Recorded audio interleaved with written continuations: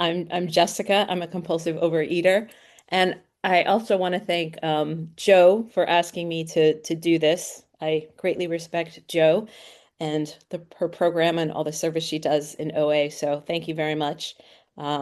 It's always an honor and a privilege to share at an OA meeting, even at 7 a.m. Um, no, seriously, I joke a lot, but because this program, without a doubt, saved my life. Um, and I see that we have people from, let's see, Sweden, Netherlands, New Zealand, US, Scotland, UK. It's very cool that we get to come all together these days. I'm in Belgium, and normally this year I've been living in the UK. I just want to say that anything I say is my opinion, and it's not the opinion or my experience and opinion, not that of Overeaters Anonymous. Um, I am a perfectly imperfect human being, whereas the program is, it's in my quite well composed. I'm not always. Um, but I just want to say that I've been to OA meetings in 25 countries, and I've been to 12-step meetings in 72 countries. I first came here when I was 17 years old. I just turned 17 a month before. The first meeting I went to was in the United States.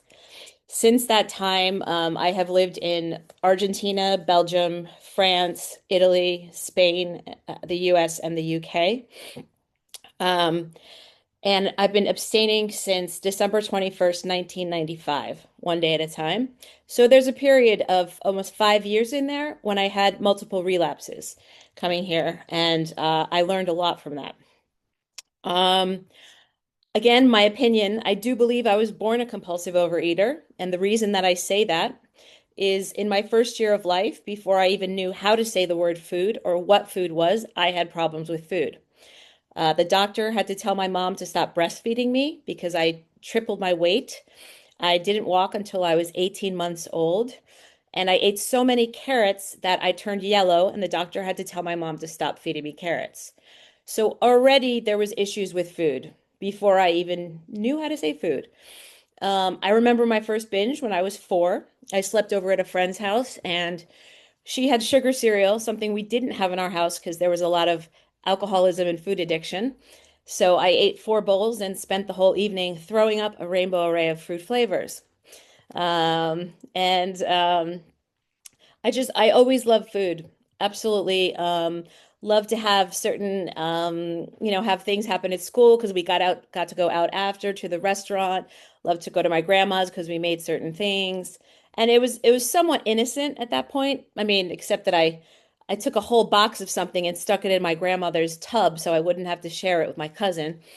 But other than that, at that young age, it was kind of innocent. It started to be a problem when I became a teenager, and I saw that people who were thin seemed to go out on more dates and have a fuller social life.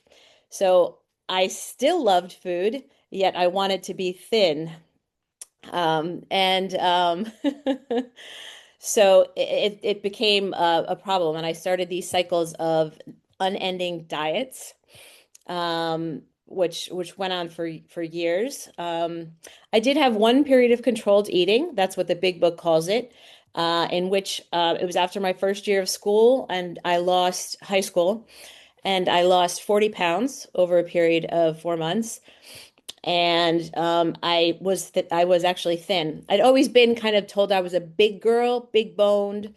Um, and oh, my first year of high school, terrible. The boys made fun of me and they wrote something about my weight in the gym locker room. So humiliating. And that probably spurred on that super diet that I did.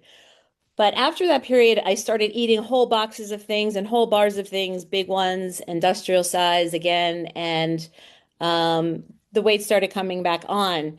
So I started using laxatives to control my weight. And being the good addict that I was, I quickly graduated to a box every time I used them. And that was really not fun when you're trying to run a volleyball practice in high school and the bathroom is at least 300 meters away. Um, don't recommend that to anyone. Um, but it started to get ugly. Like what was once my best friend started to become my abusive boyfriend. And, but the problem was at this point I couldn't stop. Um, I have experiences like going out at 4 in the morning in a very dangerous city, and there had been an armed robbery, but I didn't care. I went out and I had to get my food. I've walked miles and miles in the dead of night in foreign countries to get my food. Um, so that's what it was like. That's when I went to my first OA meeting, and I knew I was with my people for the first time in my life. I finally felt like I wasn't crazy. There was other people who have the same relationship with food that I did, and I got a lot of hope. I cried because it hit something in me emotionally.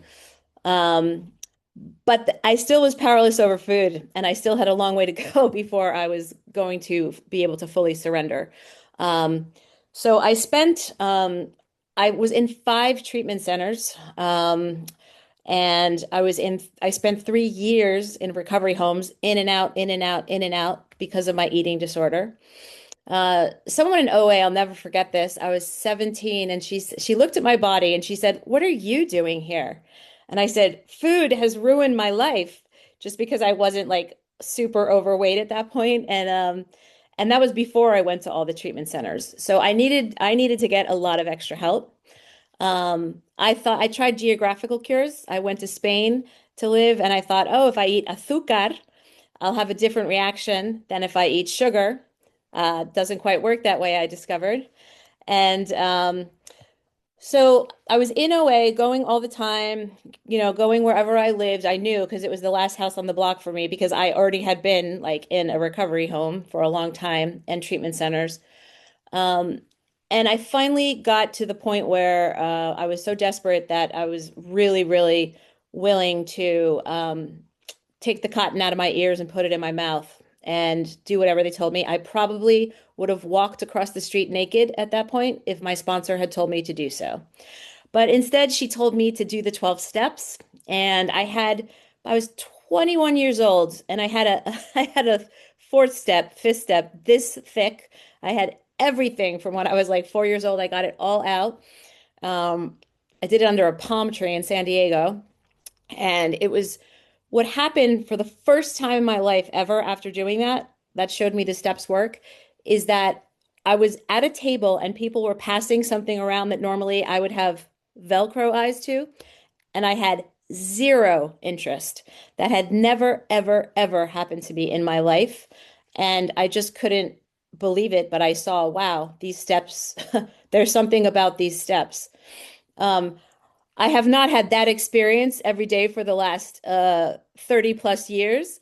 But I know when I do have food thoughts or something, I need to relook at my spiritual program because it's a physical, mental, spiritual disease. Um, I worked those, especially my amends. I made like, I think over 70 amends. I had stolen a lot of things when I was in high school. I went back to the people and offered replacements, and that was one of the greatest steps that I ever did. It was so liberating. I got so much freedom from doing that step. And like with many things with this program, it's paradoxical, I think, to what I learn in life. And I have to give things to keep them. I have to make amends and humble myself to really feel better and to feel free. I don't know how the program works, but I do know that in my case, it has worked when I worked it. Um, so since I had spent all, it took me 10 years to graduate college. I dropped out 4 times because of my eating disorder. I graduated when I was 30 years old. That was like a massive feat for me. And because of having been in I call it voluntary incarceration in the recovery home for so long, I decided I wanted to go back. I had been in Spain already. I had been abroad. I love culture. I love language. So I started to go back overseas. I was studying language and culture. And the first place I wanted to go to was Spain because my eating was so out of control in Spain. So in recovery, I've gotten to do some things to undo some of the damage I had That's done. 10 It, minutes, five left. Thank you so much. And so over the next years, I studied the Romance languages and cultures. I lived in 21 cities in Argentina, Belgium, France, Italy, Spain. Every time I went to the biggest cities because I had to go to OA meetings. This was before OA meetings were online. So I would only go to cities with OA meetings, and which meant that personally, I would prefer to be in a smaller city, but I knew I needed to have Overeaters Anonymous in my life at a significant level because food was in my life at a significant level. And so I've lived over 20 years abroad, and I've had boyfriends and a partner. It's unbelievable to me. I didn't think these things were possible. I genuinely did not think. I heard a great sentence at the beginning of this meeting about something about it reminded me of the pain of this disease and how hopeless. And I genuinely did not think I would be 20 years old. The person who 12 stepped me genuinely did not think I would be 20 years old, told their sponsor that they thought I was going to die. And so when I turned 20, 30, 40, 50, it's really it's amazing to me. I mean, I'm still absolutely flabbergasted that I've had the life I had. On page 100 of the big book, it says, when we give things over to the higher power, however we believe, obviously, the things we get are so much better than we could have imagined ourselves. Because I would have been very happy sitting on that couch, eating all that food, watching something on TV, and that is not the life that the higher power had in store for me. Um, I don't have children, so by choice, I love children. Perhaps that's why I don't have them. And I've worked a lot with kids, and I've sponsored over 100 women in these 35 years that I've been in OA, and I take it very seriously. I sponsored women in Spanish, Italian, French, and um, English. I have some, these are books in Spanish, Italian, and French, OA books that I have. I have all the books, the 12 and 12s in AAOA and the big book in all those languages. Um, and so the higher power has given me a life very different than I wanted my life to be. Um, I used to want to be Meryl Streep, but now at 50, I went back to school and I'm getting my master's in fine arts in theater directing, so I can teach at the university. So the higher power gave me what I needed, not always what I wanted, but I have a very unique life, and I really do believe it's I said to the higher power, do with me what you want. This is my third step. And my higher power said, okay, we're going, I'm taking you to different places, help start meetings, help people in recovery.